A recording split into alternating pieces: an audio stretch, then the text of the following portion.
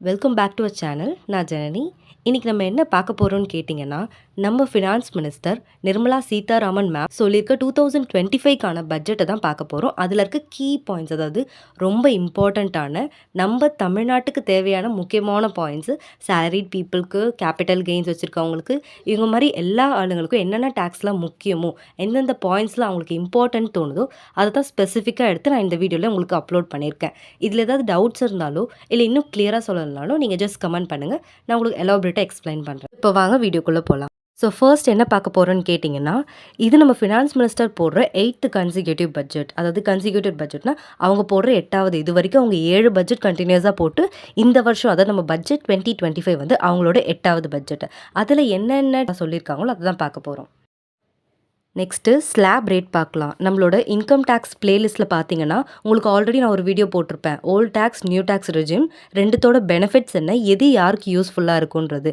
இப்போ நம்மளோட பட்ஜெட் 2025ல் நம்மளோட நியூ ரெஜிமையே ஸ்லைட்டாக சேஞ்ச் பண்ணியிருக்காங்க. அது எப்படின்னு கேட்டிங்கன்னா, லாஸ்ட் நியூ ரெஜிம் பார்க்கும்போது 0 to 3 லேக்குள்ளே நெல் வரும். இந்த வாட்டி ஸ்டார்ட் பண்ணுறதே 0 to 4 லேக்ஸ் வரைக்கும் நெல்.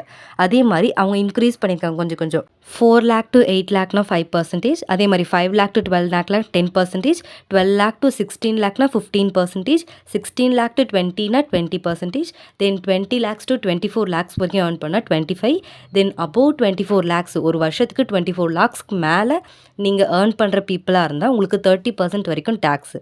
போட்ட பட்ஜெட்லேயே ரொம்ப வைரலாக போயிட்டுருக்க ஒரு பட்ஜெட் என்னன்னு கேட்டிங்கன்னா, சேலரிட் இன்கம் அப் டு 12 lakhsனா நோ டேக்ஸ். அதாவது ஒரு மந்த்துக்கு நீங்கள் 1 lakhsக்குள்ளே சேலரி வாங்குறீங்கன்னா உங்களுக்கு வருஷத்துக்கு அது 12 lakhs தாண்டி போகாது. ஸோ ஒரு பர்சனோட இன்கம் வந்து வருஷத்துக்கு 12 lakhsக்குள்ளனா அவங்களுக்கு நோ டேக்ஸ். நீங்கள் ஆனால் உங்களுக்கு டைரக்ட் டேக்ஸ் தான் இல்லை, மற்றபடி நீங்கள் ஜிஎஸ்டி எல்லாம் பே பண்ணி தான் ஆகணும். அதாவது நம்ம இன்டைரக்ட் டேக்ஸ் நம்ம ஆஸ் யூஷுவல் பே பண்ணணும். உங்களோட டைரக்ட் டேக்ஸ் மட்டும் 12 lakhsக்குள்ளே நீங்கள் ஏர்ன் பண்ணியிருந்தால் நீங்கள் டேக்ஸ் பே பண்ண வேணாம். உங்களுக்கு அந்த பர்சன் நான் சொன்னேன் பார்த்தீங்களா, உங்களுக்கு இப்போ கன்ஃபியூஷன் மேபி வரலாம். நான் ஆல்ரெடி டேக்ஸ் ஸ்லாபில் இத்தனை ரேட் சொன்னேன், 4 lakh to 8 lakhனா இப்படின்னா இத்தனை பர்சன்ட் வருது பார்த்தீங்களா. அதை நீங்கள் 12 lakhsக்குள்ளே வாங்கினீங்கன்னா ரிபேட்டுன்னு ஒரு டேர்ம் ஒன்று இருக்குது. நான் பழைய வீடியோவில் சொல்லியிருக்கேன். ரிபேட்னா டிஸ்கவுண்ட்டு. நீங்கள் 12 lakhsக்குள்ளே வாங்கினீங்கன்னா அந்த பர்சன்டேஜில் வர இன்கம் வந்து கவர்மெண்ட் உங்களுக்கு டிஸ்கவுண்ட் பண்ணி கொடுத்துருவாங்க. அதுதான் ரிபேட் அமௌண்ட். இப்போ கேபிட்டல் கெயின்லேருந்து உங்களுக்கு அமௌண்ட் வருதுன்னா அதுக்கு ரிபேட் இல்லை, அதாவது டிஸ்கவுண்ட் பண்ண மாட்டாங்க. கவர்மெண்ட் அதுக்கு வந்து எந்த டிஸ்கவுண்ட்டும் கொடுக்கல. இப்போ நான் உங்களுக்கு ஒரு எக்ஸாம்பிள் சொல்கிறேனே, இப்போ நீங்கள் ஒரு சேலரிட் பர்சனாக இருக்கீங்க, உங்களுக்கு 9 lakhs வந்து ஒரு வருஷத்துக்கான சேலரி வருது.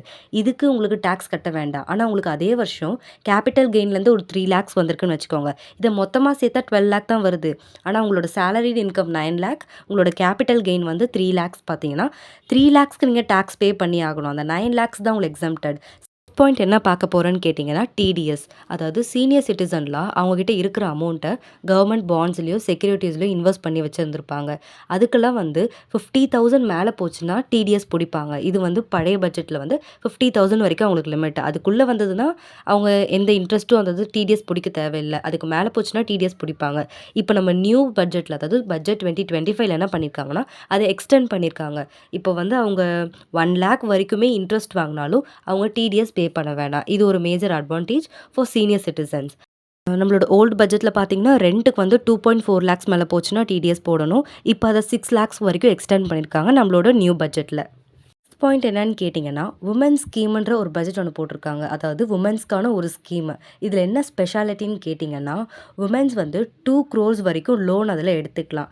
இதில் எலிஜிபிலிட்டி யார் யாருக்குன்னு கேட்டிங்கன்னா, எஸ்சி, எஸ்டி, அதோட மெயினாக woman entrepreneurs, first woman entrepreneurs இருப்பாங்க பார்த்தீங்களா, ஃபர்ஸ்ட் பிஸ்னஸ் ஸ்டார்ட் பண்ண போகிறேன், தனியாக நின்று ஆரம்பிக்க போகிறோன்னா அவங்க கவர்மெண்ட் ஸ்கீம் மூலமாக 2 crores வரைக்கும் லோன் வந்து அரேஞ்ச் பண்ணி வாங்கிக்கலாம். இது ரொம்ப முக்கியமான ஒரு பாயிண்ட்டு.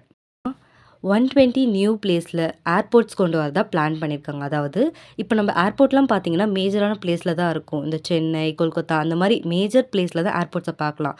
ஏர்போர்ட் இல்லாத புதுசாக இருக்க ஒரு 120 லொக்கேஷன்ஸில் நியூ ஏர்போர்ட்ஸ் கொண்டு வரதா சொல்லியிருக்காங்க. அதுவும் நெக்ஸ்ட் 10 yearsக்குள்ளே.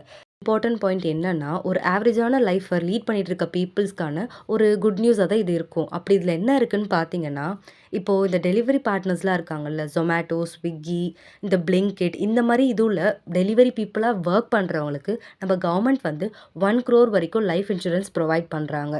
அவங்களுக்கு ஒரு ஐடி கார்டு மாதிரி ஒன்று கொடுத்து, அது மூலமாக அவங்களுக்கு இன்கேஸ் ஏதாவது ஆச்சுன்னா 1 crore அவங்களோட மெடிக்கல் எக்ஸ்பென்ஸ் எல்லாம் அவங்க லீட் பண்ணுறதுக்காக கவர்மெண்ட் இந்த ஸ்கீமை கொண்டு வந்திருக்காங்க. இந்தியா வந்து 100 crores இன்வெஸ்ட் பண்ணியிருக்காங்க. எதுலன்னா ஏஐல. அதாவது ஆர்ட்டிஃபிஷியல் இன்டெலிஜென்ஸ். இப்போ ஹியூமன் பீயிங்கால பண்ண முடியாத நெறைய விஷயத்த ஏஐ தான் பண்ணிட்டுருக்கு. ஸோ, அதனால 100 crores அதோட டெவலப்மெண்ட்காக இன்வெஸ்ட் பண்ணியிருக்காங்க. ஃபைனல் பாயிண்ட்டா என்ன சொல்றேன்னு கேட்டிங்கன்னா, 12 லேக்ஸ் வரைக்கும் நோ டாக்ஸ்ன்னு சொல்லியாச்சு. ஆல்சோ நமக்கு வந்து 75,000 ஸ்டாண்டர்ட் டிடக்ஷனும் இருக்கு. லாஸ்ட் அதாவது ஓல்டு ரெஜிம்ல வந்து என்ன சொல்லியிருக்காங்க, 50,000 வரைக்கும் சொல்லியிருக்காங்க. இப்போ நியூ ரெஜிம் படி 75,000 எக்ஸ்டெண்ட் பண்ணியிருக்காங்க. ஸோ 12,75,000 வரைக்கும் நம்ம டாக்ஸ் பே பண்ண தேவையில்ல. அதுக்கு மேல போச்சுன்னா, அதுக்கு மேல ₹1,000 ஆனா கூட நம்ம வந்து அந்த 12,76,000க்குமே மொத்தமா டாக்ஸ் கட்டி ஆகணும்.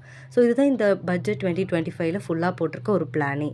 இதில வந்து உங்களுக்கு ஏதாவது ஆட் பண்ணியிருக்கலாம்னு தோணுச்சுனாலோ, இல்ல இந்த பட்ஜெட்ட பத்தி நீங்க என்ன ஃபீல் பண்ணியிருக்கீன்றத கமெண்ட்ல சொல்லுங்க. இது மாரி உங்களுக்கு என்ன வீடியோஸ் வேணும்னாலும் ஜஸ்ட் கமெண்ட் இட். நான் டெஃபினட்டா உங்களுக்கு ரிப்ளை பண்றேன். அண்ட் அதுக்கான வீடியோஸையும் ஃபியூச்சர்ல போடுறேன்.